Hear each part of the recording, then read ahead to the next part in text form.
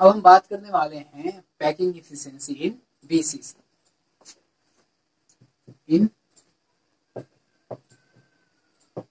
BCC mean body centred cubic units. ठीक, तो body centred cubic unit की बात करें तो यहाँ पर एक क्यूब बनेगा, ठीक, और इसके सभी कॉर्नर्स पे क्या होगा, एक एक एटम प्रेजेंट होगा,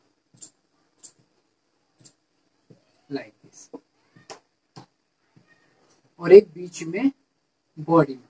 अब क्या होता है इस केस में, जब आप देखेंगे बॉडी के अंदर, बॉडी सेंटर क्यूबिक सेल के अंदर क्या होता है, जो बीच वाला एटम होता है, जब वो बीच में लगाने के बाद उसे आपस में लेकर आते हैं, तो ये जो एटम्स होते हैं साइड वाले, ये एक दूसरे के कंप्लीटली क्लोज नहीं आ पाते। ठीक, तो इस चीज को समझने के लिए ये क्लोजली क्यों नहीं आ पाते, आप इसे ऐसे समझ सकते हैं कि सिमिलर साइज ऑफ बॉल्स को अगर आप लगाना शुरू करें और उनका एक स्क्वायर नीचे बनाए एक ऊपर बनाए और बीच में बॉल रखने के बाद जब उसे एडजस्ट करेंगे तो आप देखेंगे कि वो जो बॉल साइडों वाली है, कॉर्नर्स वाली है, वो एक दूसरे से क्या हो जाएंगे, डिस्प्लेस्ड हो जाएंगे। तो ऐसा ही सिमिलर क्या होता है इसके केस में होता है।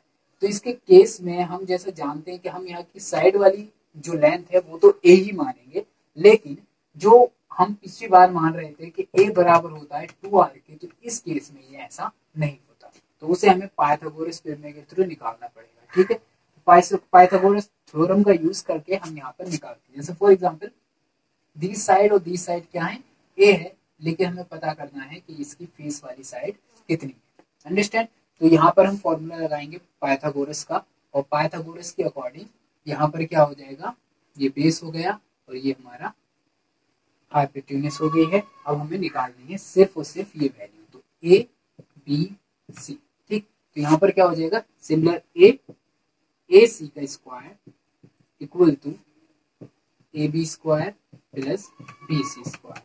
ठीक है, वैल्यू रखते हैं, A C root A B का स्क्वायर है तो ए बी की जगह आ जाएगा ए स्क्वायर, और यहाँ पर आ जाएगा फिर से बी सी की जगह पर ए स्क्वायर, और हमारी वैल्यू आती है root 2 A square, because these are completely same, तो हम यहाँ पे लिख देंगे 1 और 2 टाइम्स है तो 2 ए स्क्वायर।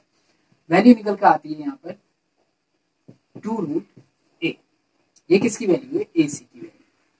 तो हम इसे यहाँ पे लिख सकते हैं कि यहाँ पर जो वैल्यू आई है ए सी की वो आई है ए रूट 2। ठीक, अब इसके बेसिस पर हमें निकालनी पड़ेगी value of diagonal, body diagonal of complete cube. ठीक, तो उसकी वैल्यू निकालने के लिए हम क्या करेंगे यहाँ पर, to make the relationship between A and R, क्योंकि यहाँ पर क्या होता है, ये बीच वाला जो एटम होगा वो इस कॉर्नर वाले से भी अटैच होगा और इस वाले कॉर्नर से भी अटैच होगा, जो हमारा बॉडी डायगोनल जा रहा है। तो यहाँ पर हमें पता है कि इन दोनों के बीच में यहाँ से यहाँ तक के जो कॉर्नर्स हैं उनके बीच में क्या होगा, 1r, और इसका r और ये सवाल r, तो मतलब ये क्या है, इक्वल टू 4r के है। तो हमें क्या निकालनी पड़ेगी, ये सी वाली लेंथ कैलकुलेट कर निकालनी ही पड़ेगी। तो अब यहाँ पर हम वैल्यू रखते हैं इसकी, और हम क्या देखेंगे कि ये हमारे पास फिर से 2 वैल्यूज हो गई है, तो ए सी और ये इसे मान लेते हैं हम डी। ठीक, अंडरस्टैंड? तो डी के लिए निकालेंगे वैल्यू, तो ये हो जाएगा सी डी स्क्वायर, और यहाँ पर वैल्यू आएगी A D plus A C, both squares. ठीक है, तो सी डी के लिए निकालने के लिए रूट लगा लेंगे, और यहाँ पर ए डी जो हमारे पास वैल्यू आई है अभी, तो ए डी की वैल्यू तो यहाँ पर सबके सिमिलर है, तो ए ही आएगा, ए स्क्वायर प्लस, और यहाँ पर क्या आ जाएगा, ए रूट 2 का स्क्वायर। अंडरस्टैंड? ओपन करें वैल्यूज को, यहाँ पर होगा ए स्क्वायर और यहाँ पर आएगा ए स्क्वायर और into 2, because the root will be cancel from the power. Understand? अब ये क्या कितना हो गया, ये हो गया यहाँ पर 3a स्क्वायर अंडर रूट। ठीक, तो यहाँ पर a आएगा हमारा a इक्वल टू रूट 3, ये हमारे पास वैल्यू आती है किसकी, सी डी की। अब हम जानते थे यहाँ पर कि हमारा जो सी डी है, मीन यहाँ से लेके यहाँ तक की वैल्यू जो है वो सी डी बराबर है हमारा 4r के। ठीक, अब सी डी की जगह पर अगर हम 4r लिख देते हैं तो यहाँ पर हमारी वैल्यू है a रूट 3, और r बराबर हो जाएगा हमारा a root 3/4, that is the value of r। अब यही फॉर्मूला हमको कहाँ रखना है, अपने क्वेश्चंस में यूज करना है। और ए के लिए अगर हम वैल्यू निकालेंगे इसी से तो हमारी वैल्यू आएगी 4r/√3। Okay, alright. अब इस वैल्यू को रखते हैं फॉर्मूले में। पैकिंग एफिशिएंसी निकाल रहे हैं हम। बॉडी सेंटर क्यूब के लिए 4/3 स्फेरिकल वॉल्यूम हो जाएगा और अपॉन आ जाएगा A3। ठीक, Z बराबर होता है 2 किसके लिए, BCC के लिए Z बराबर हो जाता है 2। अब यहाँ पर हम यूज करेंगे इनकी वैल्यूज, तो हम यहाँ पर रखेंगे 2 × 4/3 पाई r का क्यूब और नीचे वैल्यू आएगी a की जगह पर हम क्या रख सकते हैं, यहाँ पर रखेंगे हम 4r/√3 का क्यूब।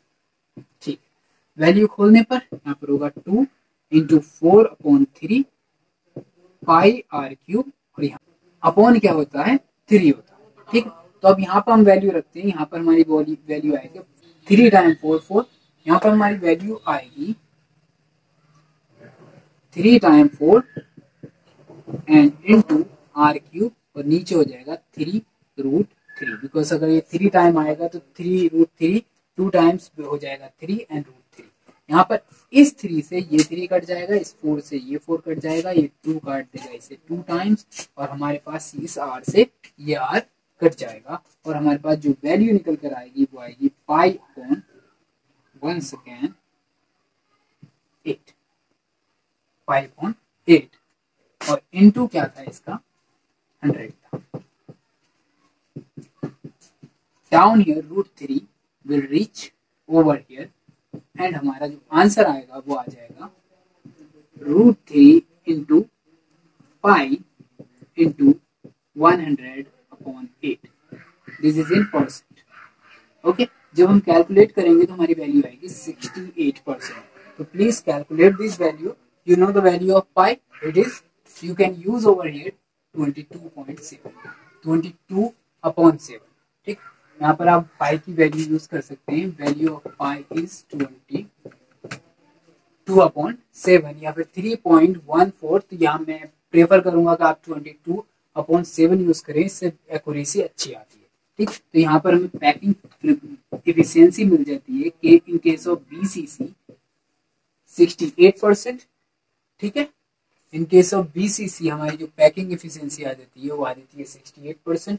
और इसे निकालने के बाद आप अगर इसकी निकालेंगे वॉइड्स का वॉल्यूम, तो वॉइड के लिए आएगा,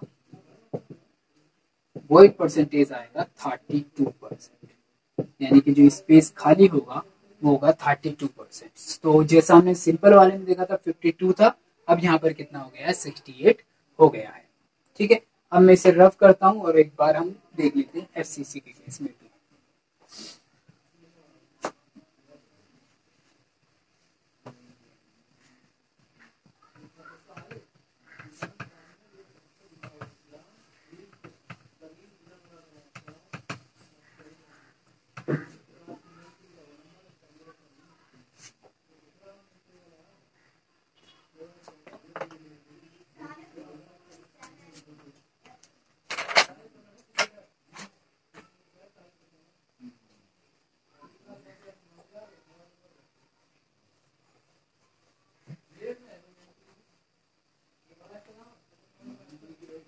अब हम बात करते हैं packing frequency in the case of packing efficiency. अब हम बात करते हैं packing efficiency in the case of FCC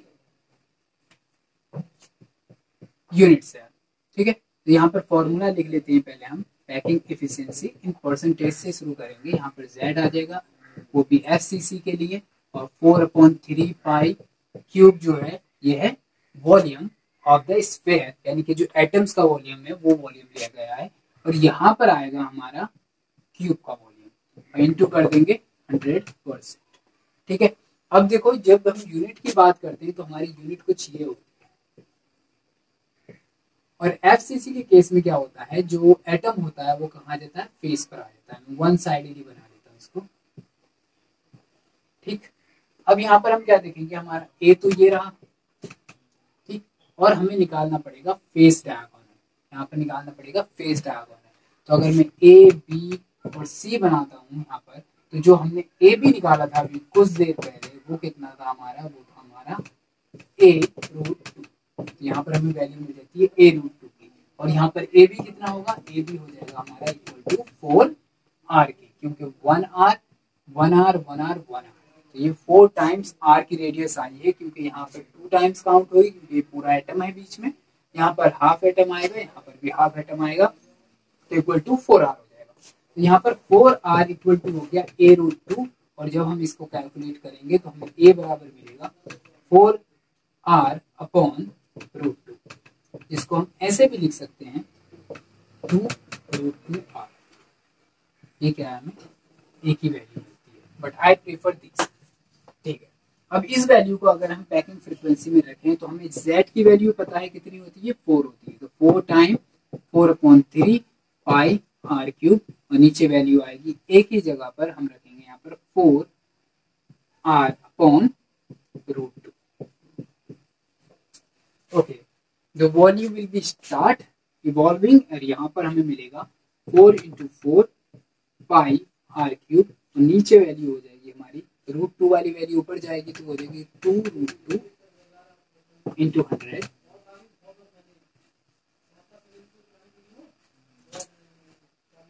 4r upon √2 into 100%।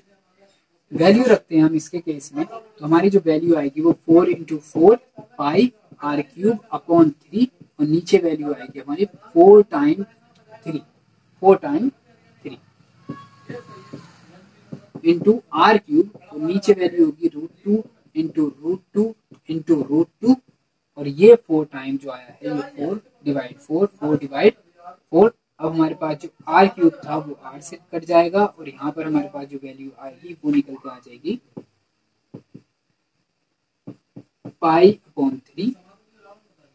This value will go here, तो ये हो जाएगा pi by 3 × 4, and this value will go up, तो ये आ जाएगा 2√2, तो 2 से 2 टाइम्स गया, हमारे पास जो वैल्यू बची वो थी √2 पाई अपॉन 6।